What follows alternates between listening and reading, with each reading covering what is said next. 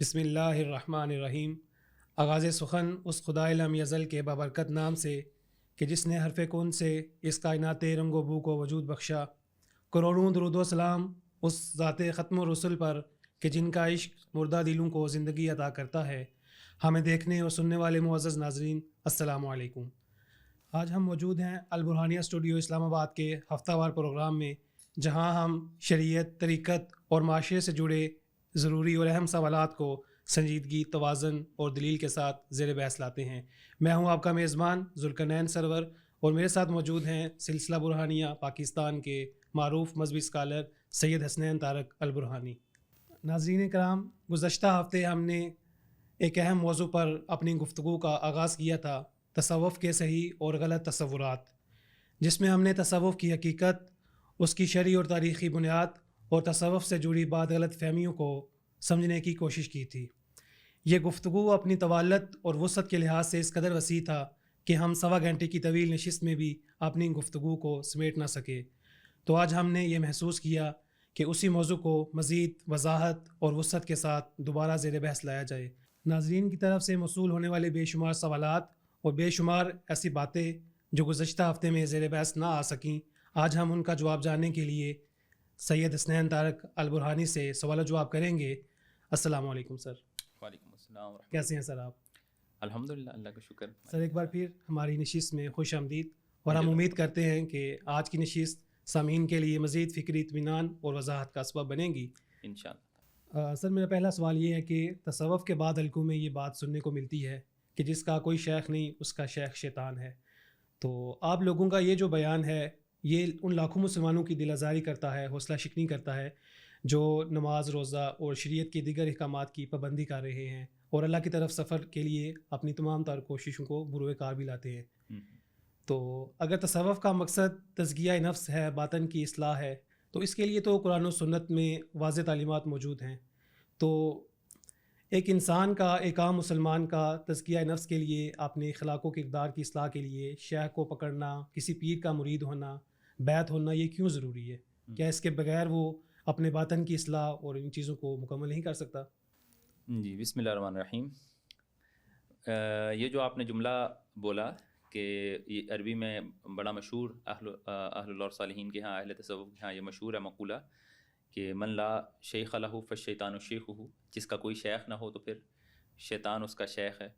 اب یہ جملہ جو ہے یہ بنیادی طور پر کس حد تک درست ہے یا نا درست ہے، تو اس پہ بھی بات کرتے ہیں، اور پھر ایک دوسری بات جو آپ نے کی کہ بیعت کی کیا شرعی حیثیت ہے، اس پہ بات کریں گے، اور تیسرا اس کے اندر جو ایک نہایت اہم پہلو ہے جو ان دونوں سے اہم ہے جس کو جاننا، کہ کیا جو قرآن و سنت کے اندر تعلیمات ہمارے لیے اخلاق و کردار کی اصلاح کے لیے اور اچھا اللہ کا بندہ بننے کے لیے جو تعلیمات موجود ہیں، کیا ان تعلیمات کو جان لینا، بس فقط پڑھ لینا اور علم میں آ جانا، یہ ہمارے اخلاق و کردار کی اصلاح کر دیتا ہے؟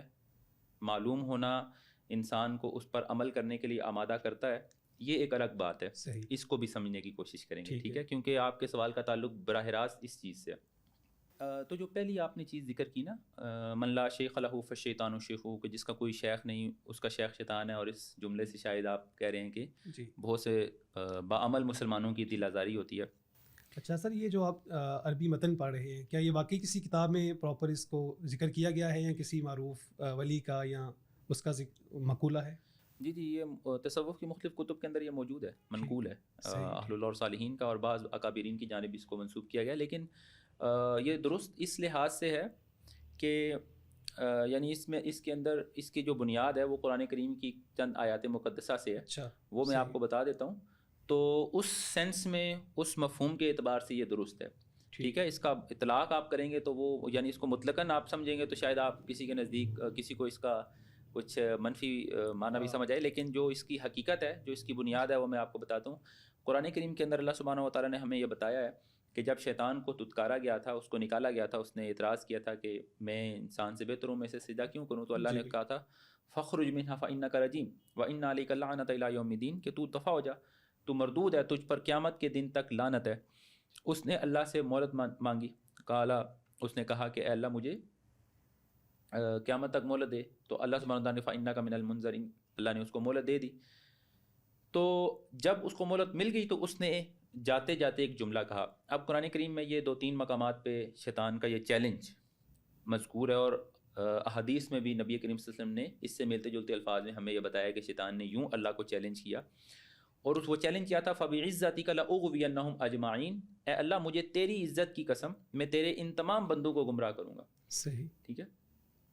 اور دوسری جگہ ہے قرآن میں اس نے کہا ایک اور مقام فَبِمَا أَغْوَيْتَنِي لَأُزَيِّنَنَّ لَهُمْ، کہ اے اللہ اس وجہ سے کہ تو نے مجھے گمراہ چھوڑ دیا، ٹھیک ہے، تو میں ان تیرے سب بندوں کے لیے دنیا کو مزین کروں گا، میں انہیں گمراہ کروں گا، تیری راہ سے بھٹکاؤں گا. اب ان دونوں مقامات پہ قرآن کریم میں یہ ہے کہ اس نے شیطان نے خود اقرار کیا الا عبادک منہم المخلصین، سوائے تیرے چنے ہوئے بندوں کے. اب اس ایک جگہ قرآن کریم میں اللہ نے فرمایا قال ھذا صراط علی مستقیم، میرے یہ بندے ہی مجھ تک پہنچنے کی سیدھی راہ ہے، صراط مستقیم ہے. وہی صراط مستقیم جس کی ہر مسلمان ہر روز ہر نماز کی ہر رکعت میں اللہ سے کہتا ہے، دعا مانگتا ہے اہدنا الصراط المستقیم. اللہ نے اپنے ان بندوں کے بارے میں فرمایا کہ یہ صراط مستقیم ہیں جن پر شیطان کا زور نہیں چلتا. ٹھیک ہے. تو اب وہ لوگ جن پر شیطان کا زور نہیں چلتا، ایک گروہ وہ ہے، اور ایک گروہ باقی تمام انسان ہیں، مخلوقات ہیں، اللہ کے بندے ہیں جن کے اوپر شیطان کا زور چلتا ہے، جن کے بارے میں شیطان نے کہا میں انہیں گمراہ کروں گا، میں انہیں راہ سے ہٹاؤں گا. تو جب یہ کہا جاتا ہے نا کہ جس کا کوئی شیخ نہیں ہے تو اس کا شیطان شیخ ہے، تو اس کا مطلب اور مفہوم یہ ہوتا ہے کہ شیطان نے تو سب انسانوں کو اپنے پیچھے لگا کر اللہ کی راہ سے ہٹانے کی ذمہ داری یا چیلنج اس نے کر رکھا ہے، قرآن میں اس کا دعویٰ موجود ہے. ٹھیک ہے. تو یہ اس کا مفہوم ہے کہ جب انسان اللہ کی طرف نہیں چل رہا، اللہ کے رستے کے اوپر نہیں ہے، تو پھر اس کا جو رہنما ہے وہ شیطان ہے، کیونکہ ہر وہ رستہ جو اللہ کی جانب نہیں لے جاتا وہ اس رستے کی جانب شیطان انسان کو بلاتا ہے، اور وہ رستہ جو اللہ کی جانب لے جاتا ہے شیطان اس سے روکنے کی کوشش کرتا ہے. تو جب انسان اللہ کی طرف جانے والے رستے پر نہیں ہے، اس کا مطلب ہے وہ کسی ایسے رستے پر ہے جس کی طرف اسے شیطان نے، اس کے نفس نے آمادہ کیا اور وہ لے کر جا رہا ہے. تو شیخ کا مطلب ہوتا ہے جس کی انسان پیروی کرے، جس کو انسان فالو کرے، جس کی. تو یہ مطلب ہے اس بات کا. ٹھیک ہے کہ جب انسان نے اللہ کی طرف سفر اختیار نہیں کیا، اللہ کی طرف سفر میں اپنا کسی کو راہبر اور رہنما نہیں بنایا، تو پھر ڈیفینیٹلی وہ شیطان کے رحم و کرم کے اوپر ہے. پھر وہ شیطان جہاں اس کو چاہے گا، اس کا نفس اس کا شیطان جہاں چاہیں گے اسے پھیر لیں گے. دوسری چیز جو آپ نے ذکر کی کہ کیا قرآن و سنت کے اندر جو اخلاق و کردار کی اصلاح کی اور جو نصیحتیں اور تعلیمات موجود ہیں، کیا وہ جان لینا کافی نہیں ہے، یا ان کی طرف انسان عمل کی کوشش کرے، صرف جاننا یا ان کو، بلکہ یہ ہے کہ اس میں پراپر انسان اس کو پریکٹیکل عمل کرنے کی کوشش کرے، لیکن شیخ کے بغیر، مرشد کے بغیر. دیکھیں اگر تو کوئی انسان قرآن و سنت کی تعلیمات کے اوپر کما حقہ عمل پیرا ہو سکتا ہے بغیر کسی استاد کی تعلیمات کے، صحیح، جیسا جو کہ کم از کم ہماری جو معلوم تاریخ ہے یا معلوم انسان کا جو ایک آپ یوں سمجھ لیں مزاج ہے، اس کے مطابق تو ممکن نظر نہیں آتا. اس کی میں آپ کو عملی مثالیں بتا دیتا ہوں. تو اگر تو کوئی ممکن ہے کہ قرآن، کیونکہ مقصود حقیقی کیا ہے کہ وہ منہج زندگی گزارنے کا جو اللہ نے عطا فرمایا ہے، جس طرح اللہ چاہتا ہے بندہ ویسا کرے، ویسی زندگی بسر کرے، اللہ کی بندگی کرے جس کے لیے اللہ نے انسان کو پیدا کیا. تو اگر انسان اللہ کی بندگی خود سے کر سکتا ہے، جی ٹھیک ہے، تو پھر تو ضرورت نہیں ہے. صحیح. لیکن آپ مجھے خود بتائیے کہ کیا اس وقت دنیا کے اندر کوئی ایک مسلمان ایسا ہے جسے یہ نہ پتہ ہو کہ 5 وقت کی نماز ایک مسلمان کے اوپر فرض ہے؟ کوئی ایسا مسلمان ہے جس کو یہ نہ پتہ ہو؟ نہیں، ایسا کوئی مسلمان نہیں ہے.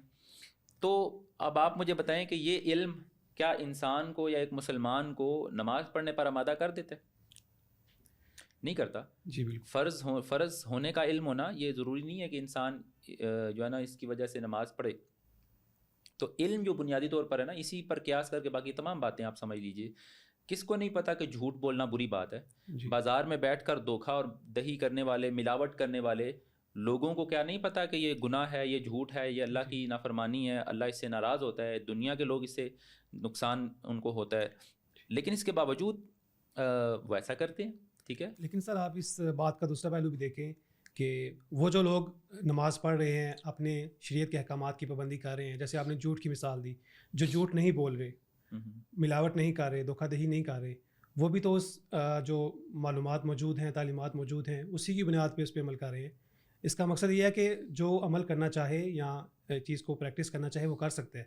جو یعنی آپ کہہ رہے ہیں کہ جو قرآن و سنت کے اندر تعلیمات موجود ہیں، کوئی صرف ان کو پڑھ کر ان پر عمل کر سکتا ہے. جی بالکل. دیکھیں یہ ایک نہایت جو ہے نا مثالی صورتحال ہے، اور اگر ایسا ممکن ہے، ٹھیک ہے، کہ انسان قرآن و سنت کی فقط کتابی معلومات کی بنیاد کے اوپر، تعلیمات کے اوپر انسان اپنا تزکیہ اور اصلاح کر سکے بغیر کسی استاد کے، تو پھر اس کو ضرورت نہیں ہے، پھر اس کو قرآن و سنت، ٹھیک ہے. لیکن یہ منہج اور یہ انداز کم از کم دین اسلام کی تعلیمات نے نہیں سکھایا. اچھا. لیکن ہاں صحیح.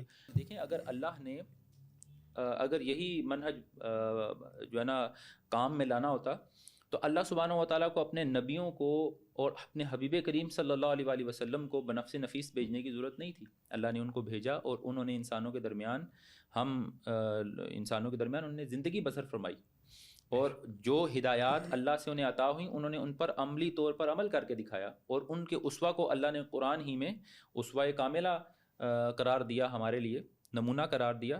اس کا مقصد یہ ہے کہ کسی انسان، جب تک کوئی انسان ہمیں اس پر عمل کر کے نہ دکھائے اپنے کردار، اپنے اخلاق سے ان تعلیمات کو جو اللہ نے عطا فرمائی ہیں، ممکن نہیں ہے کہ ہم اس بات کو سمجھ اور سیکھ سکیں فقط کتابی باتوں سے. ٹھیک ہے. تو جس طرح قرآن میں لکھی ہوئی باتیں ہمارے لیے ایک طرح سے وہ تعلیمات ہے جس کا عملی نمونہ ہمارے سامنے صحابہ کے سامنے تھا، ہمارے سامنے آپ صلی اللہ علیہ وسلم تو نہیں ہے نا. تو اس طرح آپ صلی اللہ علیہ وسلم کی سیرت بھی ہمارے لیے ایسے ہی ہے جیسے قرآن میں اللہ نے فرمایا کہ جھوٹ نہ بولو، آپ صلی اللہ علیہ وسلم جھوٹ نہیں بولتے تھے. یہ دونوں باتیں ہمارے لیے تو سیم ہیں. میں تو جب عملاً کسی اللہ کے کسی مقرب بندے، کسی پیارے کو، اپنے کسی استاد کو، کسی بزرگ کو دیکھوں گا یا اپنے کسی ساتھی کو دیکھوں گا کہ وہ کوئی بھی معاملہ درپیش ہو، چاہے اس کا نقصان ہی کیوں نہ ہو جائے، وہ اللہ کی رضا کو مقدم رکھتا ہے اور وہ نبی کریم صلی اللہ علیہ وسلم کی تعلیمات پر عمل کرتے ہوئے جھوٹ نہیں بولتا، تو مجھے اس کی بات میرے اوپر زیادہ اثر انداز ہوگی، اس کا کردار میری کردار کی اصلاح میں زیادہ کردار ادا کرے گا. ٹھیک ہے. یہ انسانی فطرت ہے. یہ انسانی فطرت ہے. انسان اپنے ارد گرد کے ماحول سے سیکھتا ہے اور اسی سے جو ہے نا وہ اثر قبول کرتا ہے. تو کتابیں آپ پر وہ نہیں اثر ڈال سکتی جو انسان آپ کے ارد گرد موجود آپ کے اوپر اثر ڈالتے ہیں. تو یہ نہایت ضروری ہے انسان کی. اس لیے نبی کریم صلی اللہ علیہ وآلہ وسلم آپ نے جب امت کو نصیحت فرمائی نا کہ میں جانے والا ہوں، اور آپ نے جانے سے قبل متعدد مقامات پر یہ وصیت ارشاد فرمائی، تو آپ نے فرمایا میں تمہیں 2 چیزیں چھوڑے جا رہا ہوں. جی. ایک صرف کتاب اللہ نہیں بلکہ فرمایا 2 چیزیں، کتاب اللہ ہی و عطرتی اہل بیتی، اللہ کی کتاب اور میری عطرت، میرے اہل بیت. تو گویا آپ نے نصاب بھی بتایا اور اس نصاب کو پڑھانے والے اساتذہ بھی ہمیں بتا دی، اور آپ نے فرمایا کہ ان دونوں کو تھامے رکھو گے تو ہدایت پر رہو گے. ان دونوں کو تھامے رکھنا ہدایت کی ضمانت ہے. اور یہ بھی فرمایا کہ یہ دونوں کبھی جدا نہیں ہوں گے. تو آپ نے استاد اور کتاب، استاد اور نصاب دونوں کے بارے میں ہماری رہنمائی فرمائی ہے. ٹھیک ہے. تو شیخ کی یا استاد کی جو اہمیت ہے، میرا خیال میں کوئی بھی شعبہ، کوئی بھی علمی جو میدان ہے وہ اس کا انکار نہیں کر سکتا کہ جہاں ہمیں معلومات درکار ہوتی ہیں اس فن کی، وہیں ہمیں ان معلومات کو سمجھانے والا، پریکٹیکلی سکھانے والا استاد بھی درکار ہوتا ہے. تو اسی طرح تزکیہ کے لیے نبی کریم صلی اللہ علیہ وآلہ وسلم خود تشریف لائے. آپ نے آپ کے مقاصد بعثت، آپ کے بعثت کے مقاصد میں اللہ نے بیان فرمایا وَيُزَكِّيهِمْ کہ وہ تزکیہ فرماتے ہیں. بے شک. ٹھیک ہے. تو اس کا مطلب ہے کہ کوئی اور تزکیہ کرتا ہے جسے استاد یا مزکی یا شیخ کہتے ہیں، مربی کہتے ہیں. اسی طرح امت کے اندر اللہ سبحانہ و تعالیٰ کے حبیب کریم صلی اللہ علیہ وسلم کے جتنے نائبین ہیں، جتنے آپ کے وارثین ہیں، جی ٹھیک ہے، آپ کے بعد نبی نے تو آنا نہیں کہ جو آپ کا وارث بنے، تو آپ کے جتنے وارثین ہیں وہ غیر نبی ہیں. تو یہ اہل اللہ اور صالحین ہی ہیں جنہوں نے وہی فرائض سر انجام دینا ہے جو آپ صلی اللہ علیہ وسلم اپنی امت کے لیے سر انجام دینے آئے تھے. تو بات کو مختصر کرتے ہیں کہ نبی کریم صلی اللہ علیہ وآلہ وسلم کی تعلیمات اور قرآن کی تعلیمات ہیں، اس کے مطابق تو یہ ضروری ہے کہ کوئی نہ کوئی رہنما ہو، کوئی استاد ہو، تاکہ جو جن کی نصیحت، جن کا کردار ہمارے لیے عملی نمونہ ہو ہماری زندگیوں میں، اس دنیا کے اندر ہماری زندگی میں. ٹھیک ہے. نبی کریم صلی اللہ علیہ وآلہ وسلم کا اسوہ حسنہ ہمارے لیے بلا شبہ نمونہ کامل ضرور ہے، لیکن ہمارے لیے پھر بھی وہ کتاب میں ہی لکھی ہوئی بات ہے. جی بالکل. جیسے قرآن کی تعلیمات ہمارے لیے کتاب میں لکھی ہوئی بات ہے. ٹھیک ہے. تو اگر کوئی آپ صلی اللہ علیہ وسلم کی سیرت اور کردار پر عمل کر کے ہمیں دکھائے، جی ہمارے ارد گرد کوئی ایسے لوگ موجود ہوں، تو حقیقت میں تو پھر وہ ہمیں جو ہے نا وہ زیادہ ہماری شخصیت کے اوپر، ہمارے کردار کے اوپر اثر انداز ہوگا. یہی شیخ کا جو ہے نا وہ ایک وہ کردار ہے. ٹھیک ہے. تو اچھا یہ بتائیے کہ یہ جو بیعت ہے اس کی شرعی حیثیت کیا ہے؟ کیا قرآن پاک میں یا دور صحابہ میں یا دور نبی صلی اللہ علیہ وسلم میں اس کے کوئی ہمیں آثار ملتے ہیں اور کس انداز میں ملتے ہیں؟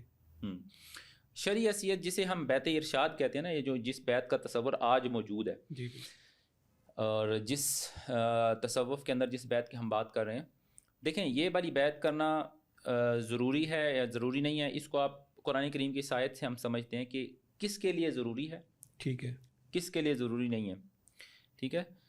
تو مثال کے طور پر اس کو یوں سمجھے کہ کوئی شخص آپ سے یہ سوال کرے کہ کیا جو ہے نا آرمی کی ٹریننگ حاصل کرنا یہ ہر شہری کے لیے ضروری ہے، عام انسان کے لیے؟ تو آپ کا جواب یہی ہوگا نا کہ بھائی ہر کسی کے لیے تو یہ ضروری نہیں ہے، ہاں لیکن جس نے آرمی میں بھرتی ہونا ہو، جی بالکل، ٹھیک ہے، اس کے لیے ضروری ہے کہ وہ ٹریننگ حاصل کرے، ٹھیک ہے۔ تو دیکھیں نبی کریم صلی اللہ علیہ وسلم آپ نے تزکیہ کرنے کا، قرآن کریم نے تزکیہ کی نصیحت کی، قد افلح من تزکیٰ، فلاح کو تزکیہ کے ساتھ متعلق کیا کہ فلاح وہی پا گئے جنہوں نے تزکیہ کیا۔ اور قرآن کریم میں اللہ نے کم و بیش 11 یا 13 قسمیں اٹھا کر سورہ شمس میں، والشمس وضحاها والقمر اذا تلاها والنهار اذا جلاها والليل اذا يغشاها والسماء وما بناها والارض وما طحاها ونفس وما سواها فالهمها فجورها وتقواها، اتنی قسمیں اٹھانے کے بعد اللہ نے فرمایا قد افلح من زکاها، فلاح پا گیا وہ جس نے اس کا تزکیہ کیا نفس کا۔ تو تزکیہ نفس کوئی چھوٹی بات نہیں ہے، صحیح، بہت ضروری ہے۔ یہ تو ہمیں معلوم ہو گیا نا کہ تزکیہ نفس کرنا لازم ہے، ضروری ہے، ہر مسلمان کے اوپر لازم اور ضروری ہے، ٹھیک ہے، یہ تو ہمیں معلوم ہے قرآن و سنت سے۔ تو اب دور حاضر کے اندر یا گزشتہ ادوار کے اندر بھی تزکیہ کرنے کا ذریعہ کیا ہے؟ کس طرح تزکیہ ہوتا ہے؟ تزکیہ ہوتا ہے جب کوئی مزکی ہوتا ہے، کوئی تزکیہ کرنے والا ہوتا ہے، جس طرح میں نے ابھی آپ کو قرآن کی آیت کے مطابق بتایا، ٹھیک ہے۔ تو تزکیہ کرنا بندوں کے لیے لازم ہے، ہر بندے کے لیے لازم ہے کہ اس کا تزکیہ ہو۔ تو تزکیہ کے لیے سب سے جو مؤثر ترین طریقہ ہے، سب سے جو مؤثر ترین ادارہ ہے، وہ یہ اہل اللہ اور صالحین کا ہے، ٹھیک ہے۔ تو یہ اس کی شرعی حیثیت آپ سمجھ لیں۔ اب آپ اس کو فرض کہیں واجب کہیں، میں کم از کم فرض واجب کے لیے ظاہر آپ پاس قطعی دلائل کا ہونا، تو وہ تو ہم اس کو جو اس کی شرعی اصطلاحات ہیں اس کے اندر تو اس کو نہیں بٹھا سکتے، لیکن یہ ایک مسلمان کے لیے، اچھا مسلمان اللہ کا اچھا بندہ بننے کے لیے نہایت ضروری ہے۔ اس سے مفر، اس سے فرار، یوں سمجھ لیں کہ تزکیہ کے لیے میرے خیال سے اس کے علاوہ یا اس سے بہتر کوئی اور ادارہ موجود نہیں ہے۔ تو میں وہ بات کر رہا تھا کہ قرآن کریم کی آیت مقدسہ جو میں آپ کو سنانے لگا تھا، اللہ نے قرآن میں فرمایا من الناس، لوگوں میں سے کچھ ایسے ہیں، من یشری، جو بیچ دیتے ہیں نفسہ، اپنا آپ، ابتغاء مرضات اللہ، اللہ کی رضا کی خاطر، اللہ کی رضا کے بدلے۔ اور جب وہ بیچ دیتے ہیں الناس کے زمرہ سے نکل کر وہ کس میں شامل ہو جاتے ہیں؟ اللہ فرما رہا ہے واللہ رؤوف بالعباد، اللہ اپنے بندوں پر بڑا ہی مہربان ہے، شفیق ہے، رؤوف ہے۔ تو اب عباد، عبد بن گیا، غلام بن گیا بکنے کے بعد، بکنے سے پہلے وہ الناس تھے۔ تو یہ جنہوں نے الناس کے زمرہ سے نکل کر زمرہ عباد میں، زمرہ لا یحزنون میں، اولیاء اللہ میں شامل ہونا ہے، تو ان کے لیے تو ضروری ہے کہ وہ بکیں۔ اور بیعت دراصل بکنے ہی کا نام ہے، بیعت کا لفظی مطلب ہی بکنا ہے، بیچنا ہے یا بک جانا ہے، ٹھیک ہے۔ بیعت عربی میں کہتے ہی بکنے کو ہے، خرید و فروخت کو کہتے ہیں۔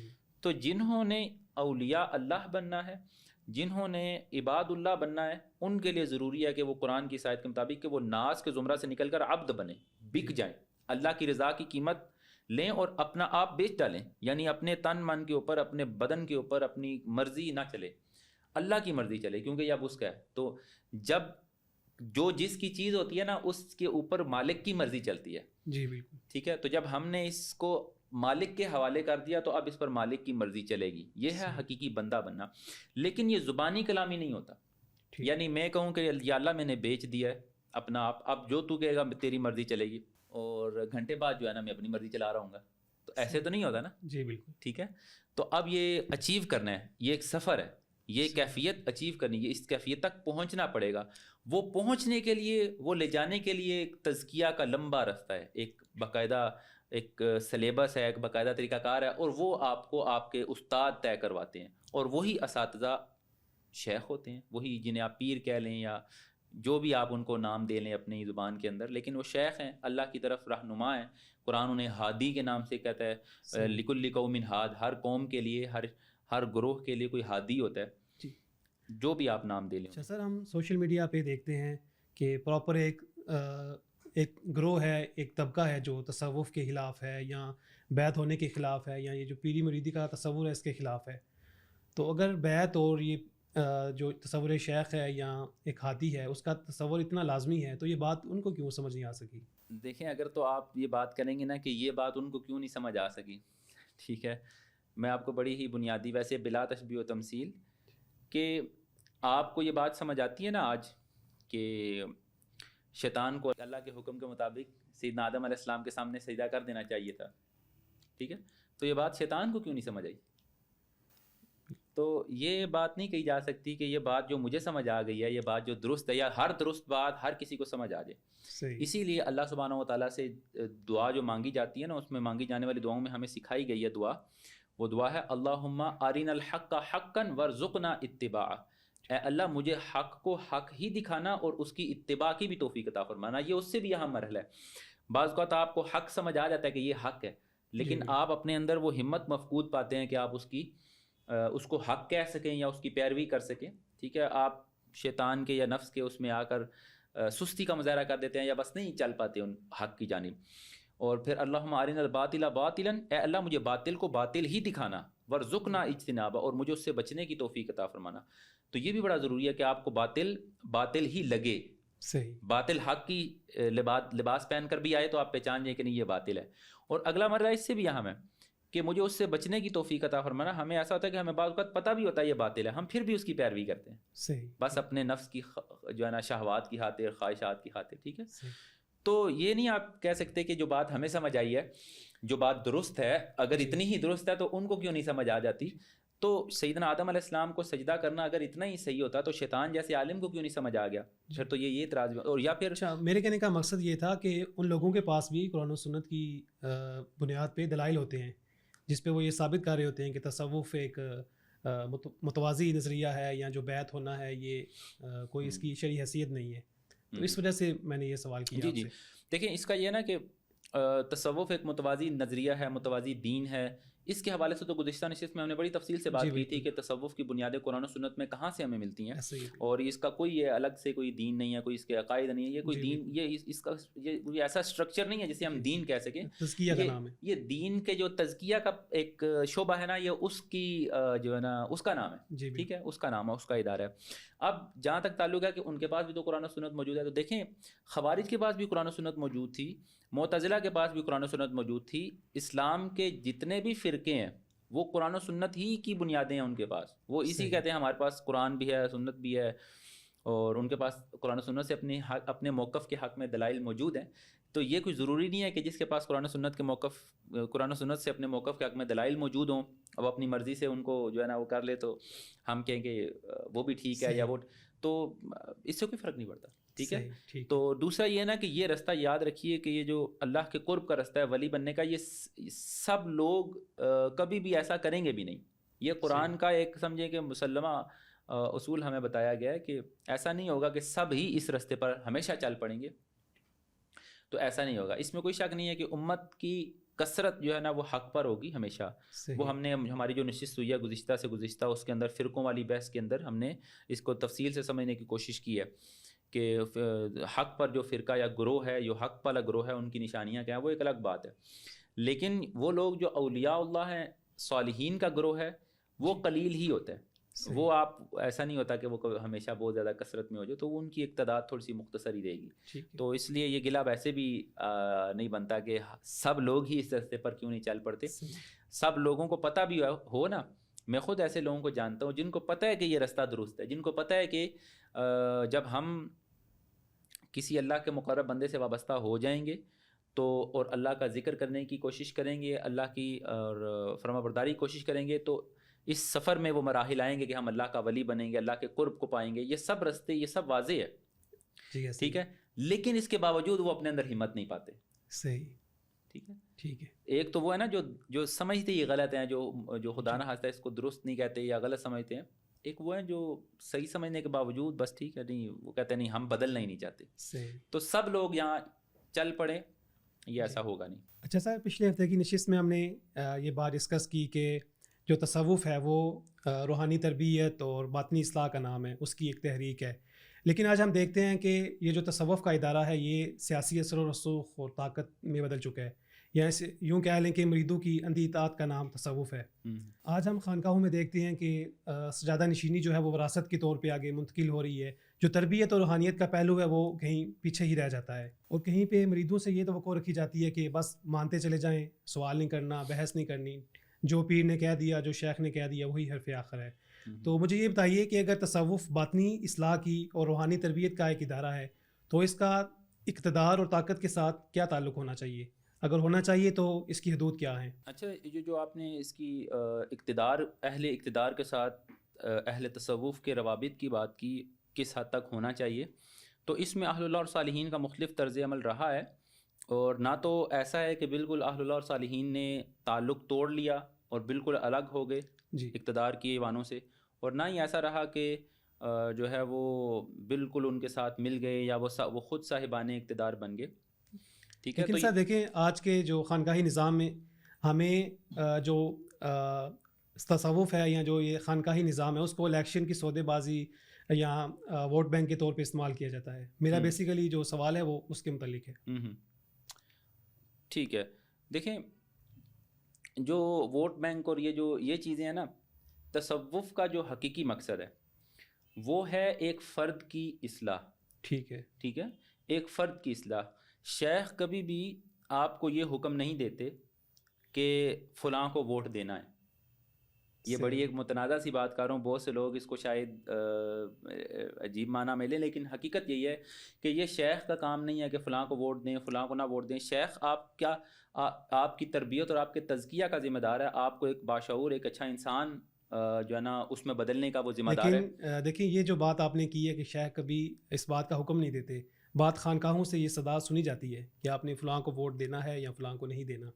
اس کی بے شمار مثالیں جو موجود ہیں، ثبوت موجود ہیں۔ ایک تو دیکھیں، ایک تو یہ نا کہ آپ کے جو شیخ ہیں، کسی صاحب سجادہ ہیں، ان کا اپنا ذاتی سیاسی میلان ہو، روابط ہوں، اور مریدین ان کو فالو کریں تو وہ ایک الگ بات ہے، اور لیکن حقیقت میں جو مقصد ہے تزکیہ اور تصوف کا، جو شیخ کے ہونے کا، بہرحال وہ یہ بھی نہیں ہے۔ صحیح، ٹھیک ہے، حقیقت میں تو وہ یہی ہے کہ شیخ ایک انسان کو اچھا انسان بناتے ہیں، اچھا اللہ کا بندہ بناتے ہیں، اس کے بعد یہ اس کا اپنا ذاتی فیصلہ ہے کہ اس نے اپنے ملک کے اندر کن لوگوں کا انتخاب کرنا ہے، اس کی بنیاد کیا ہونی چاہیے۔ مثال طور پر ہمارے یہاں ایک ووٹ کے ذریعے ایک اپنے حکمران کو چننے کا چلن ہے، اور ایک نظام جو ہمیں معلوم ہے۔ تو جب ایک انسان جس کا تزکیہ ہوا ہے نا، تو وہ کبھی بھی کسی کو چننے کے لیے ان معیارات کو نہیں دیکھے گا، وہ نسلی تعصب کو جو ہے نا نہیں رکھے گا، مد نظر نہیں رکھے گا، وہ دنیاوی ان کو مد نظر نہیں رکھے گا، بلکہ وہ کسی ایسے شخص کو دیکھے گا کہ جو اللہ اور اس کے حبیب کریم صلی اللہ علیہ وسلم کے دین اور ان کی جو احکامات ہیں وہ ان کو ترجیح دیتا ہو، ٹھیک ہے، تو اس کا معیار اپنے آپ درست ہو جائے گا۔ تو شیخ کبھی بھی اس حوالے سے کسی کو مجبور نہیں کرتے کہ آپ نے جو ہے نا، اور نہ ہی کرنا چاہیے ان کو، اور اگر کرتے ہیں تو مریدین کے اوپر کم از کم یہ بات ماننا کوئی فرض واجب کی حیثیت نہیں رکھتا، ٹھیک ہے، کہ وہ اس طرح اندھا دھند جو ہے نا، جس طرح شیخ نے کہہ دیا کہ جی آپ نے فلاں کو ووٹ دینا تو انہوں نے ووٹ دینا، شیخ کا یہ مقصد نہیں ہوتا۔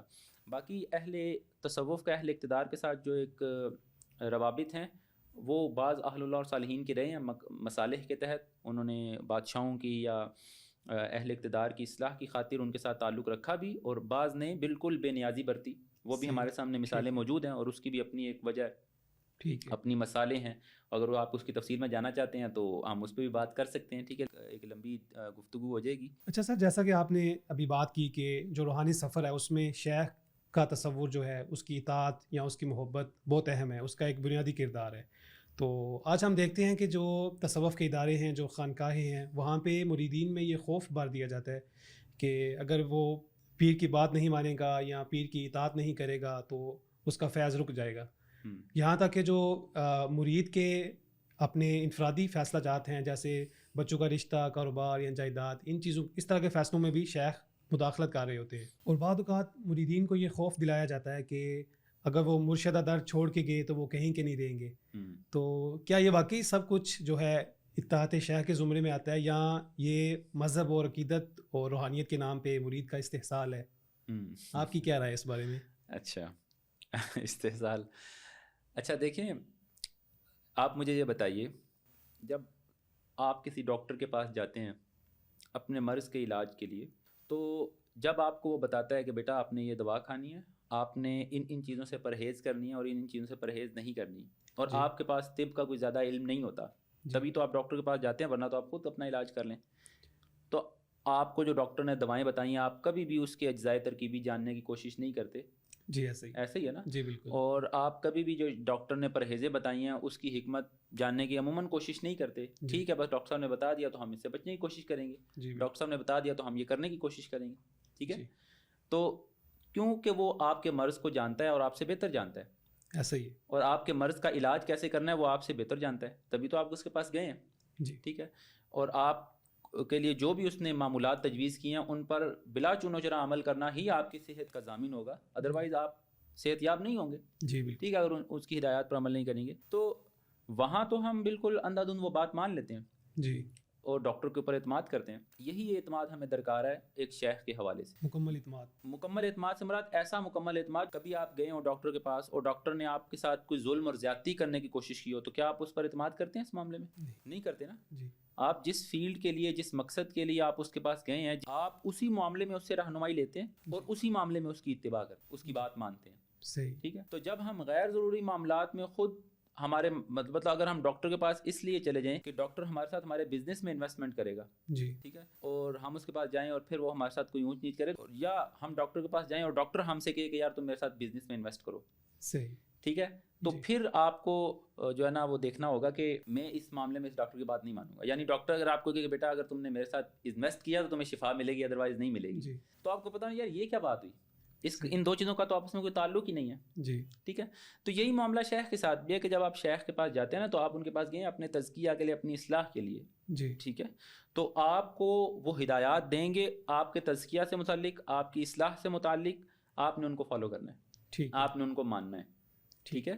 اور اگر آپ شیخ کے پاس جاتے ہیں اور شیخ آپ کہتے ہیں کہ میرے ساتھ کاروبار کرو یا مجھے پیسے دو، یا یہ غلہ پڑا ہے اس کے اندر پیسے ڈال دو، جی اور میں نے گاڑی خریدنی ہے، یا اس ڈائریکٹ تو ظاہر شیخ نہیں کہے گا نا، وہ جی ارد گرد جو لوگ ہوتے ہیں یا جو ماحول ہوتا ہے اس کے تحت وہ جی مرید کو ایک جو ہے نا وہ مجبور کیا جاتا ہے۔ اگر آپ کو یہ چیزیں کسی کو محسوس ہوتی ہیں تو پھر آپ خود سمجھیے کہ بھائی میں تو اس لیے یہاں نہیں آیا، ٹھیک ہے؟ یہ تو وہ چیزیں نہیں ہیں جن کے لیے میں یہاں آیا ہوں، ٹھیک ہے؟ تو اگر ہمیں اپنے حقوق کے بارے میں پتہ ہوگا نا تو ہم کبھی بھی یہ لوگ ہمیں جو اس مقدس جو فریضہ ہے ایک شیخ ہونے کا، ایک اللہ کے قرب کے سفر کا رہنما ہونے کا، اس مقدس جو فریضہ ہے یہ اس کے نام کے اوپر ہمیں لوگ دھوکہ نہیں دے سکیں گے۔ ٹھیک ہے اور ہم بھی اتنے بھولے ہیں نا کہ ہم دیگر شعبوں میں دھوکہ نہیں کھاتے۔ ہم ڈاکٹر کے پاس جاتے ہیں تو وہاں ہمیں پتہ ہوتا ہے کون سی چیزیں دھوکہ دیتی ہیں، کون سی چیزیں جی دھوکہ نہیں دیتی۔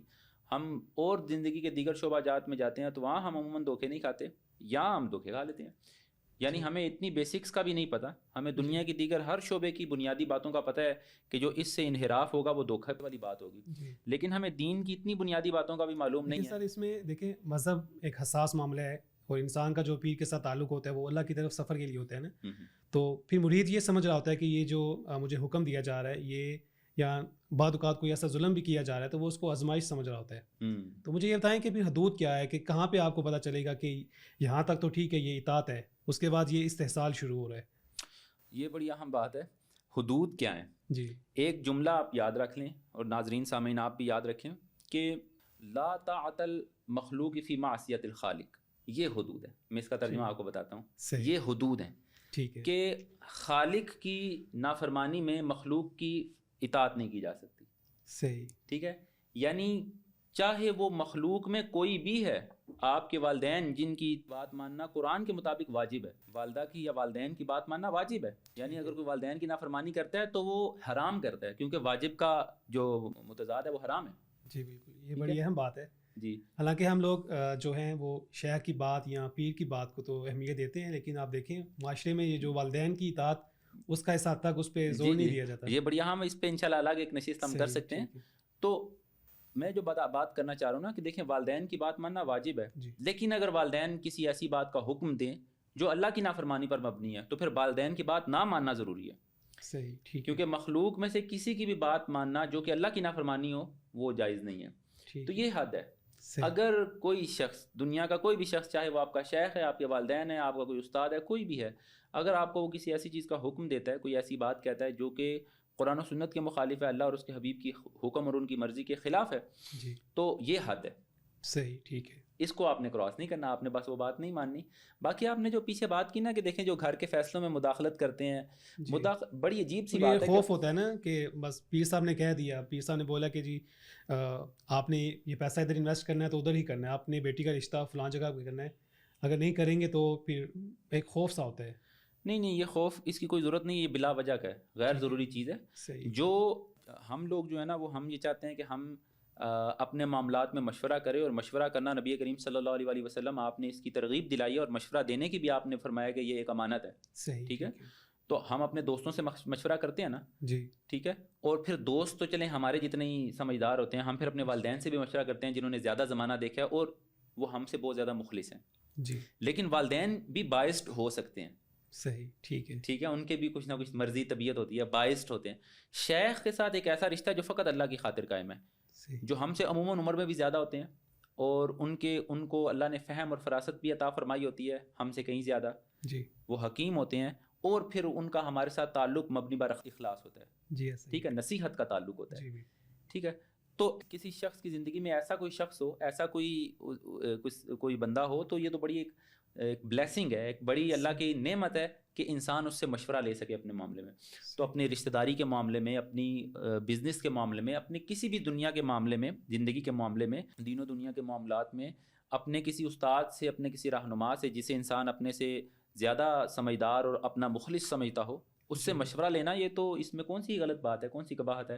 مشورہ دینا اور مشورہ لینا, اس کا اصول یاد رکھیں کہ جب کسی سے مشورہ لیا جائے تو ضروری نہیں ہوتا کہ اس کا مشورہ مانا جائے, یہ کوئی لازم نہیں ہوتا. تو شیخ اگر کوئی بات مشورتاً بتائیں تو صحابہ کرام علیہم رضوان کی مثالیں ہمارے سامنے موجود ہیں. وہ عرض کر لیا کرتے تھے, یا رسول اللہ صلی اللہ علیہ وسلم کیا یہ آپ کا حکم ہے, صحیح, ٹھیک ہے, یا آپ مشورہ دے رہے ہیں. تو آپ علیہ السلام فرماتے نہیں, حکم نہیں ہے. ہمارے ساتھ سامنے کی ایسی مثالیں موجود ہیں. ٹھیک ہے, جب وہ خلا والی جو روایت ہے, اور اس میں دیگر ہے کہ انہوں نے یا رسول اللہ آپ کا یہ حکم ہے, یا تو آپ نے فرمایا نہیں حکم نہیں ہے, بس میری ایک مشورہ ہے. تو انہوں نے عرض کیا یا رسول اللہ میں یہ نہیں کرنا چاہتا. ٹھیک ہے, اور اس کی اجازت ہے, اور آپ نے بالکل خدا نہ خواستہ یہ کوئی نافرمانی ہے یا جو وہ نہیں تھی, وہ صحابی رہے. بہت پیاری مثال دی جی. تو اس لیے یہ ضروری ہے کہ ہم سمجھے کہ حدود کیا ہے. اللہ کی نافرمانی میں ہم نے نہیں بات ماننی, چاہے وہ شیخ ہو یا کوئی بھی دنیا کا شخص ہو, یہ حد ہے بھائی, سمپل سی. ٹھیک ہے, باقی شیخ جو ہوتے ہیں نا, ان کا جو حقیقی جو شیخ کامل ہوتے ہیں, وہ نہیں انسان کی ذاتی زندگی میں مداخلت کرتے جب تک کہ ہم ان سے اپنی زندگی میں کوئی مشورہ نہ مانگیں.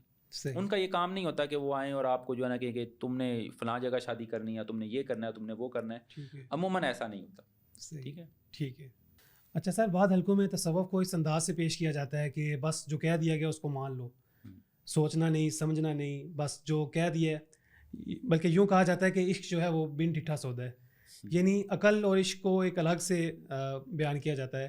اس پہ علامہ اقبال کا مشہور شعر ہے کہ عقل کو تنقید سے فرصت نہیں, عشق پہ اعمال کی بنیاد رکھ. اس کے علاوہ بے شمار جگہ پہ ہم علامہ اقبال کو بھی دیکھتے ہیں کہ وہ عقل پہ تنقید کر رہے ہیں.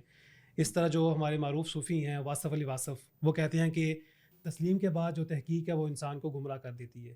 تو کیا واقعی جب انسان نے کسی شیخ کو چن لیا ہے اور ایک تسلیم کر لیا, اس کے بعد وہ بس مان لینے کا نام ہے, اس پہ کوئی سوال, کوئی تحقیق, وہ واقعی انسان کے لیے گمراہی کی طرف لے جاتی ہے؟ جو دیکھیں, جو آپ نے پہلی بات کی نا کہ جو عشق بن ڈٹھا سودا ہے اور عقل عشق پر اعمال کی بنیاد رکھ, علامہ اقبال علیہ الرحمہ آپ نے فرمایا ہے, تو یہ تو بالکل 100% درست بات ہے. اس سے پہلے جو آپ نے بلکہ بات کی نا کہ تصوف کے بعض حلقوں میں یا بعض حلقوں میں یہ کہا جاتا ہے کہ تصوف میں بس اندھا دودھ مان لینے کا نام ہے. تو میں نے ابھی آپ کو پچھلے سوال کے بھی جواب میں یہ واضح کر دیا ہے کہ اندھا دودھ ماننا ہے بعض چیزوں میں جن پہ ہمیں مطلب مثال طور پر جب ڈاکٹر کہہ دیتا ہے کہ یہ دوائی کھانی ہے تو پھر تو بس کھانی ہے, اندھا دودھ ماننی ہے نا بات. اس میں اندھا دھند کا مطلب یہ نہیں ہے کہ ٹھیک ہے, تو کچھ چیزوں میں یعنی ہم مانتے ہیں بالکل صحیح, ٹھیک ہے, جن چیزوں سے ہمارا ان کے ساتھ تعلق ہے. تو جب ہم شیخ کے پاس تزکیہ کے لیے گئے ہیں, انہوں نے ہمارے اندر کسی مرض کی تشخیص کیا, جیسے ڈاکٹر ایک مرض کی تشخیص کرتا ہے, اس کے بعد اس مرض کی شفا کے لیے انہوں نے ہمیں قرآن و سنت سے کچھ باتیں ارشاد فرمائی ہیں, تو ہم نے ان کو ماننا ہے. صحیح, ٹھیک ہے, کیونکہ اسی مقصد کے لیے ہم ان کے پاس گئے ہیں. تو اس حوالے سے تو ماننا بالکل درست ہے. تو یہ عقل اور عشق کو جو الگ سے بیان کیا جاتا ہے اور عقل پہ تنقید کی جاتی ہے. دیکھیں, جو عشق ہے نا, محبت, نبی کریم صلی اللہ علیہ وسلم اور اللہ کی محبت, اور پھر ظاہر آپ علیہ وسلم کی محبت ہے, تو پھر ان آپ سے متعلق ہر چیز سے محبت ہے, آپ کے اہل بیت, آپ کے صحابہ کرام علیہم رضوان, اہل اللہ اور صالحین, ان سب کی محبت پھر اس میں آ جاتی ہے. تو یہ محبت ہے, اس کی ڈیفینیشن ہی یہ ہے کہ یہ محبت, سید امام فخر الدین رضی اللہ عنہ آپ نے اس کی تعریف فرمائی ہے کہ محبت اپنے محبوب کے علاوہ ہر چیز کے اوپر ترجیح دینے کا نام ہے. صحیح. اور عقل کیا ہے؟ اپنے مفاد کو باقی ہر چیز کے اوپر ترجیح دینے کا نام. ٹھیک. عقل یہ کہتی ہے کہ یوں کرو گے تو نقصان ہوگا, جی بالکل, یوں کرو گے تو فائدہ ہوگا. محبت یہ نہیں دیکھتی کہ یوں کرو گے تو فائدہ ہوگا, یوں درد ہوگی, یوں کرو گے تو نہیں. محبت یہ دیکھتی ہے کہ محبوب کی کیا چاہت ہے, محبوب کی کیا مرضی ہے. اس لیے علامہ اقبال علیہ رحمہ آپ فرما رہے ہیں کہ عشق پر اعمال کی بنیاد رکھ. جی. یعنی نماز اگر پڑھو نا, عمل ہے نا نماز, جی بالکل. تو اس کی بنیاد عشق یہ ہونی چاہیے کہ یہ نماز کی بنیاد یہ نہیں ہونی چاہیے کہ نماز ایک بڑی اچھی ایکسرسائز ہے. جی. یا نماز اس وجہ سے پڑھی جائے کہ جنت دوزخ کا کوئی, جنت میں جائیں گے یا نہ پڑھیں گے تو دوزخ میں جائیں گے, اس ڈر یا اس لالچ میں نہیں.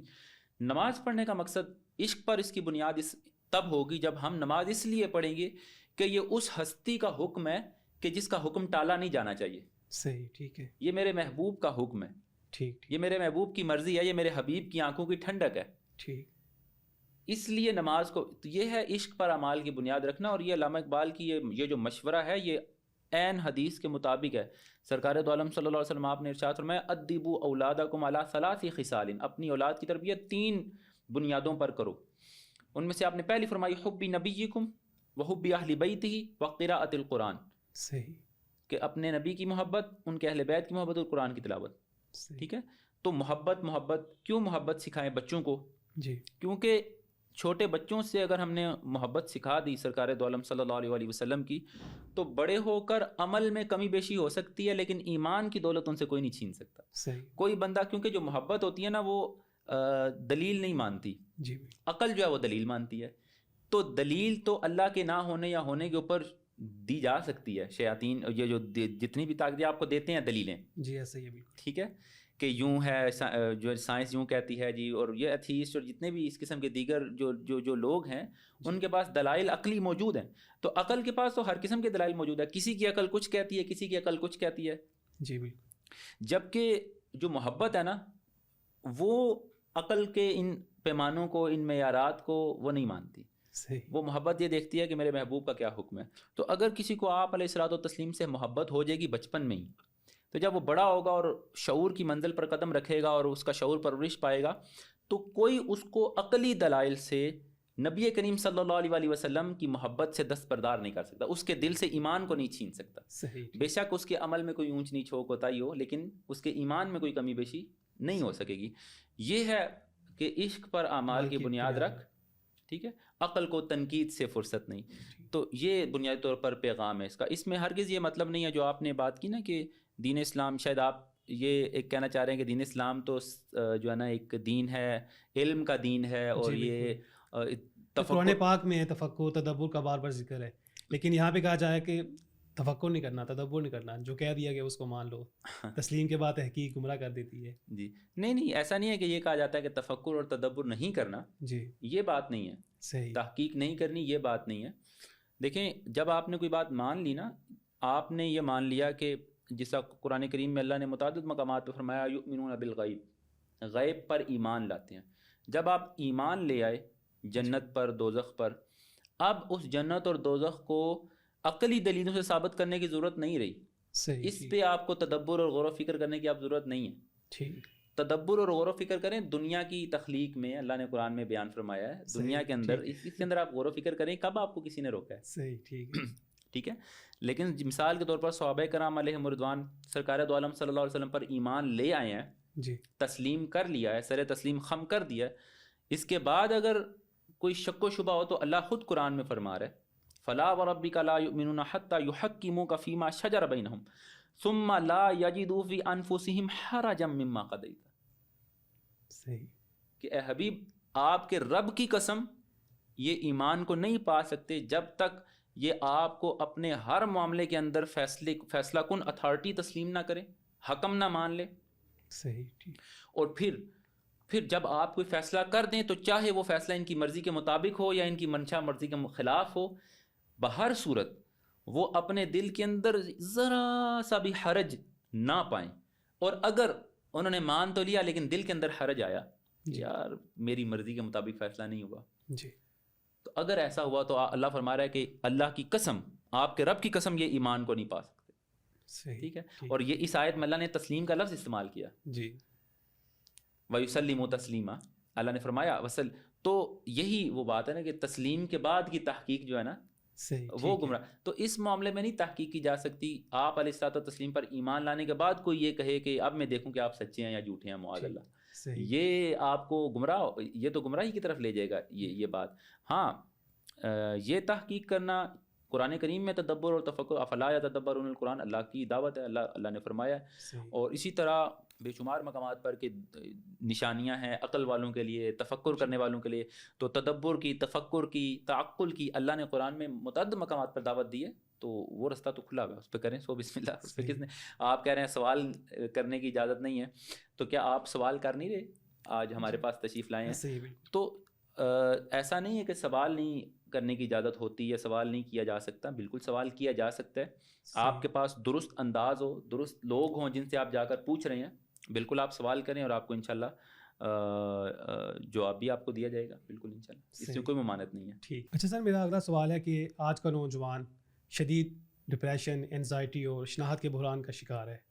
اس کی بے شمار وجوہات ہیں, تعلیمی مقابلہ, مالی دباؤ, رشتوں کی ٹوٹ پھوٹ, اور اس کے علاوہ بے شمار معاشی غیر یقینی, یہ وجوہات ہیں. ان سب چیزوں نے اس کو اندر سے تھکا دی ہے. تو ایسے میں ہم دیکھتے ہیں کہ بے شمار نوجوان تصوف اور روحانیت کی طرف مائل ہو رہے ہیں تاکہ وہ سکون, اطمینان اور منزل کو تلاش کر سکتے ہیں.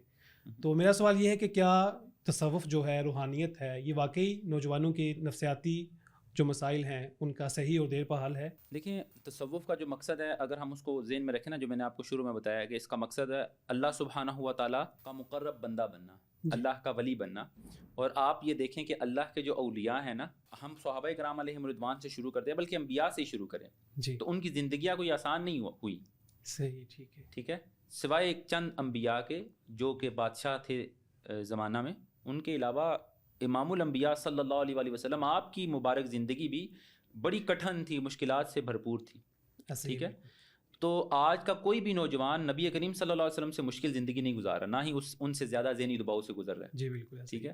پھر صحابہ کرام علیہم رضوان, جی, سیدنا صہیب, سیدنا مصعب بن عمیر رضی اللہ تعالیٰ عنہ, جی, ان سے زیادہ کوئی نوجوان ذہنی دباؤ سے گزر رہا ہے. صحیح. ٹھیک ہے. بالکل. ان کی زندگی کا مطالعہ کریں, کیسے بانکے سجیلے نوجوان تھے وہ, جی بالکل. اور کیا زندگی ان کی ہوئی جب انہوں نے اسلام قبول کیا. تو کیا وہ نبی کریم صلی اللہ علیہ وسلم کے ساتھ وابستہ ہو کر جب اللہ کے مقرب بندے بنے, اللہ کا انہیں قرب ملا, تو اس کے بعد ان کی زندگی کے مسائل حل ہو گئے؟ تو ایسا نہیں ہوا. اسی طرح آپ اہل اللہ اور صالحین میں, صحابہ کرام میں آپ دیکھیں, کچھ صحابہ ہیں جن کی بعد کی زندگی بڑی جو ہے نا وہ بظاہر مالی طور پر وسعت بھی تھی, مشکلات بھی تھیں آسان. سیدنا عثمان غنی, جہاں ان کی مال و دولت کا تعلق ہمیں ملتا ہے, جہاں ان کے مال و دولت کا تذکرہ ملتا ہے, وہاں آپ ان کی زندگی اگر دیکھیں نا, ان کی شہادت اور ان کی دور خلافت کی جو مشکلات ہیں, تو اگر مالی آسودگی ہے تو ذہنی پریشانی ہے, ذہنی آسودگی ہے تو مالی پریشانی ہے. زندگی کبھی بھی اللہ کے مقرب بندوں کی آسان نہیں رہی. تو اس کو ایک جو ینگسٹرز ہیں, جو نوجوان ہیں, ان کو خاص طور پر یہ بات سمجھ لینی چاہیے, یاد رکھنی چاہیے کہ یہ زندگی جو ہے نا, اللہ سبحانہ و تعالیٰ نے یہاں ہمیں امتحان کے لیے بھیجا ہے, اور امتحان آسان نہیں ہوا کرتا. صحیح, ٹھیک ہے. تو امتحان میں مشکلات آتی ہیں, امتحان نام ہی مشکلات کا ہے اور ان سے گزرنے کا ہے. ٹھیک ہے. تو آپ کا سوال ہے کہ اہل تصوف کے پاس, اہل اللہ اور صالحین کے پاس نوجوانوں کے ان مسائل کا حل موجود ہے؟ ہاں, بالخصوص جو نفسیاتی مسائل ہیں ان کے, جن سے آج کا نوجوان بہت شدت سے گزر رہا ہے. جی جی بالکل 100% حل موجود ہے. ٹھیک. وہ حل ایسے ہے کہ میں آپ کو بتاتا ہوں کہ آپ اگر دنیا کے اندر اطمینان, یعنی مطمئن ترین دلی اطمینان والے لوگ دیکھیں گے, تو وہ وہی لوگ ہوں گے جس طرح صحابہ کرام علیہم رضوان تھے. صحیح. ٹھیک ہے. یہ وہ لوگ ہیں جن کی زندگیاں بظاہر آسان نہیں ہیں, لیکن ان کے دل قناعت کی دولت سے سرشار ہیں. صحیح. ٹھیک ہے. کیونکہ انہیں پتہ ہے کہ یہ نہایت عارضی ہے. ٹھیک. اس کی آپ یوں مثال لینا کہ جب آپ کوئی گیم کھیلتے ہیں, جی, ٹھیک ہے, ایک گیم آپ کھیل رہے ہیں اور اس گیم کا ایک کریکٹر ہے, اس کریکٹر کو گیم کے اندر بڑی تکلیف بھی پہنچتی ہے, اس کو چوٹ لگتی ہے, اس کی لائف کم ہو جاتی ہے, یا حتیٰ کہ وہ مر بھی جاتا ہے, یا وہ کسی چیز سے محروم ہو جاتا ہے, کوئی چیز اسے مل جاتی ہے, پوائنٹس مل جاتے ہیں, پوائنٹس لوز کر جاتے ہیں, کچھ بھی ہوتا ہے اس گیم کے اندر. تو کیا اس گیم کے اندر جو آپ کا جو کریکٹر ہے وہ بے شک اندر جتنا مرضی پریشان ہو, جو آپ کا اوتار ہے اس کے اندر جتنا مرضی پریشان ہو, آپ کی حقیقی زندگی کے اوپر اس کا کوئی زیادہ اثر نہیں ہے. وقتی طور پر ایک آپ کے وہ ہوتی ہے، آپ اس گیم کے اندر انوالو ہیں، لیکن حقیقی زندگی سے اس کا کوئی تعلق نہیں ہے. صحیح. تو جس طرح وہ گیم ایک دھوکہ ہے، اس کے پیچھے تو بنیادی طور پر پروگرامنگ ہے، کچھ سافٹ ویئرز ہیں، کچھ پروگرامز ہیں، کچھ کوڈنگ ہے. اسی طرح یہ جو دنیا ہے اللہ نے اس کو دھوکہ قرار دیا ہے. وما الحیات الدنیا الا متاع الغرور، یہ ایک illusion ہے، یہ حقیقی نہیں ہے. صحیح. اس کی لذتیں حقیقی لذتیں نہیں ہیں. ٹھیک ہے، وہ ہماری اللہ نے فرمایا زُیِّنَ لِلنَّاسِ حُبُّ الشہوۃ، انسانوں کے لیے انہیں مزین کیا گیا، انہیں سجایا گیا ہے، حقیقت میں نہیں ہے یہ اتنی خوبصورت. یہ چیزیں جو خوبصورت ہمیں نظر آتی ہیں بالکل ایسے ہی جیسے پروگرامنگ کر کے آپ نے گیم کے اندر ایک ماحول، ایک دنیا سی تخلیق کر لی، عارضی دنیا. اسی طرح یہ عارضی دنیا ہم یہاں ایگزام امتحان کے لیے ہیں، جیسے وہ گیم کا ایک راؤنڈ ایک آپ کا امتحان ہوتا ہے. ٹھیک ہے، تو اس حقیقت کو جب ہم سمجھ لیتے ہیں نا، تو پھر یہ سمجھ آتی ہے کہ اس دنیا کی محرومی حقیقی محرومی نہیں ہے. اس دنیا میں کوئی چیز حاصل کر لینا حقیقی نہیں ہے، بلکہ حقیقت میں کیا میٹر کرتا ہے اور حقیقت میں کیا میٹر نہیں کرتا.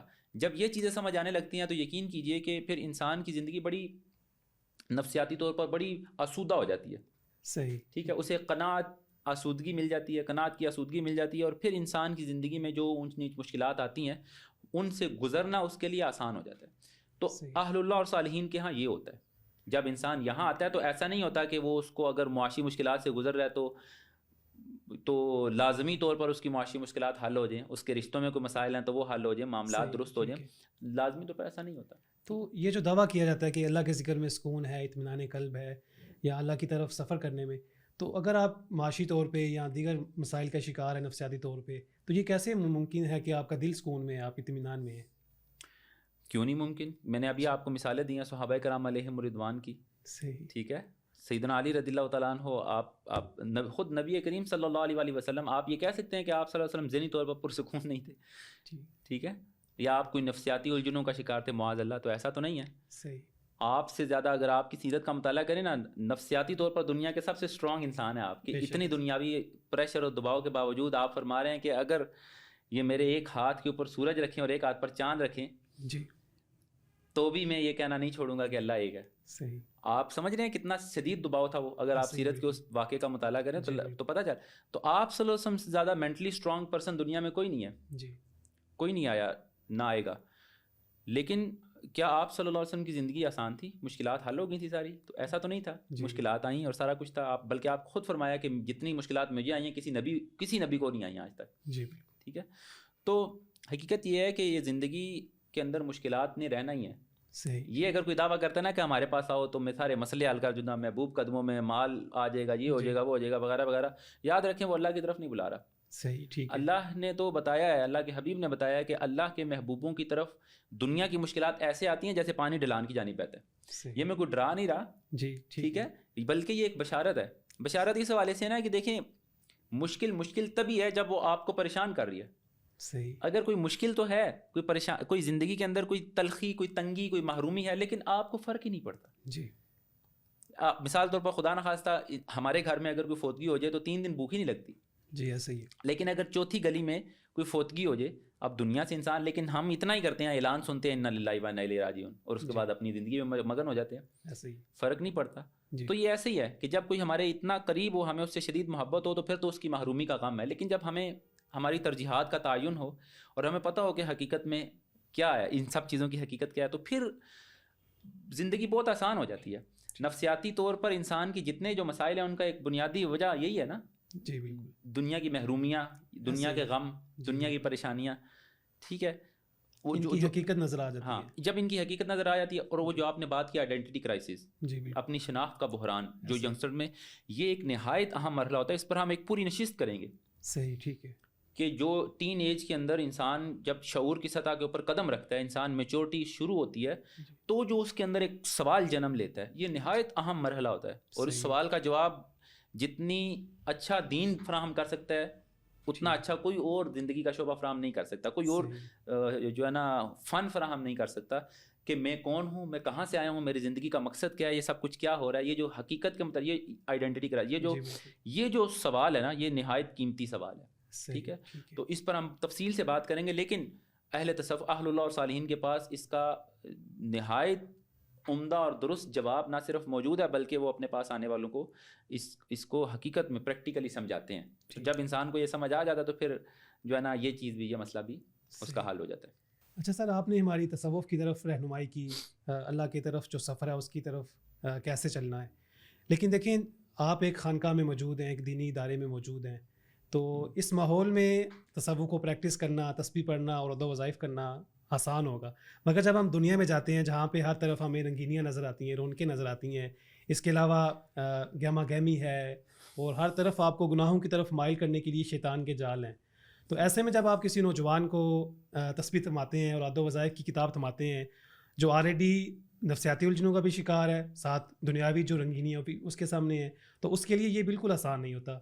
تو آپ ایک نوجوان سے یہ کیسے توقع کر سکتے ہیں کہ آپ نے اس کو تسبیح پکڑا دی اور عہد و وظائف پکڑا دیے تو وہ دنیا داری کی رکاوٹوں کے باوجود، رنگینیوں کے باوجود اس رستے پہ چل پائے گا اور استقامت سے چل پائے گا؟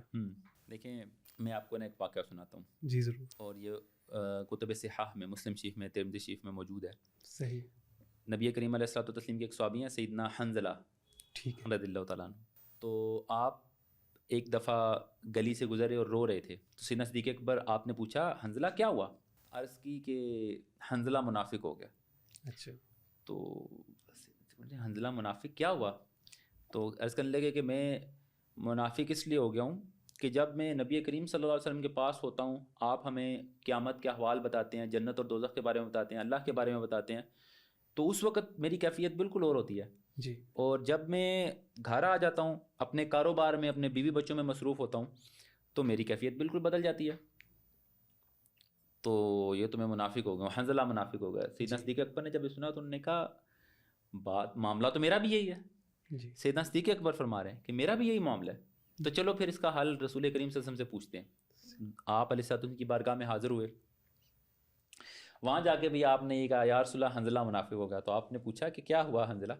عرض کی یا رسول اللہ یہ معاملہ ہے کہ جب آپ کی خدمت میں حاضر ہوتے ہیں تو اس وقت آپ کی جو باتیں سن کر جی کیفیت بالکل اور ہوتی ہے، لیکن جب ہم اپنے اہل و عیال میں واپس لوٹ جاتے ہیں، اپنے دنیا کے کام کاج میں، تو بالکل تبدیل ہو جاتی ہے کیفیت.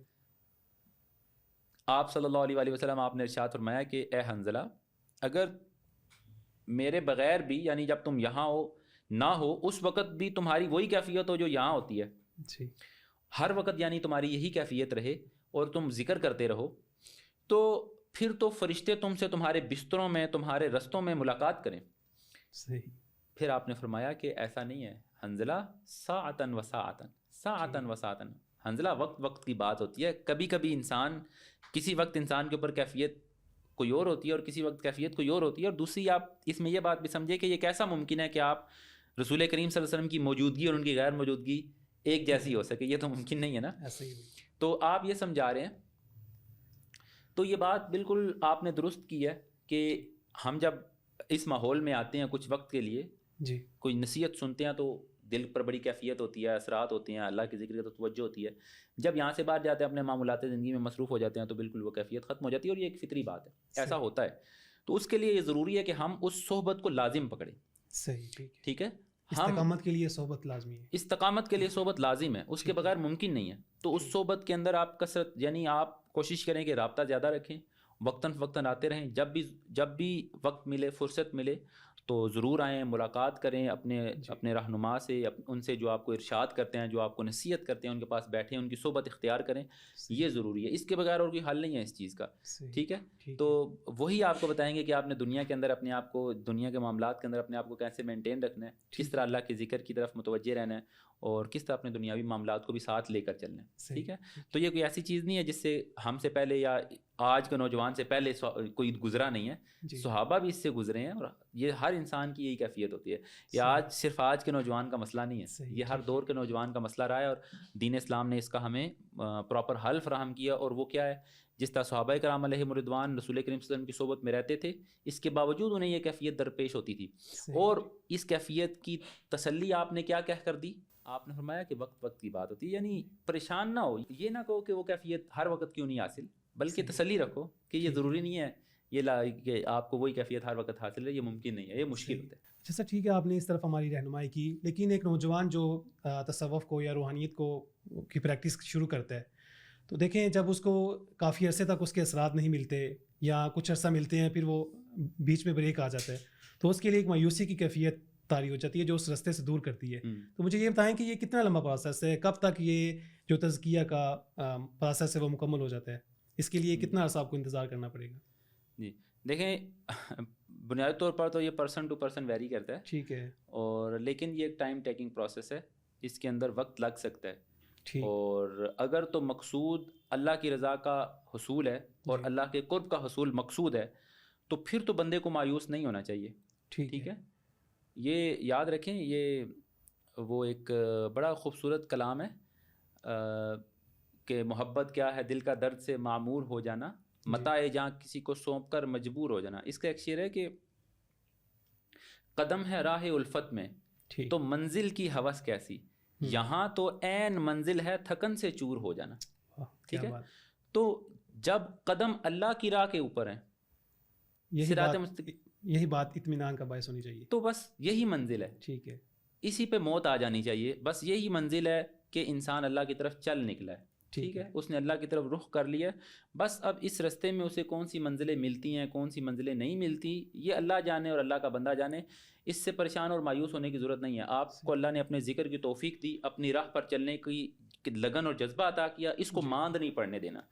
تو یہ مایوسی شیطان کی طرف سے ضرور، شیطان آپ کو مایوس کرنے کی کوشش کرتا ہے، آپ کے اس جذبے کو جو ہے نا نکالنے کی، آپ کے اس جذبے کو توڑنے کی کوشش کرتا ہے، تو اس کا ایک ہی طریقہ ہے جو میں نے پہلے بتایا، صحبت کو لازم پکڑیں، کثرت سے لوگوں کے ساتھ بیٹھیں جن کی طرح آپ بننا چاہتے ہیں، ان لوگوں کے ساتھ کثرت سے بیٹھیں تاکہ آپ کے اندر کا وہ جو شوق ہے، وہ جو لگن ہے، وہ آگ بجھنے نہ پائے، وہ لگی رہے، وہ جو ہے نا آپ کے اندر وہ شوق اور لگن برقرار رہے۔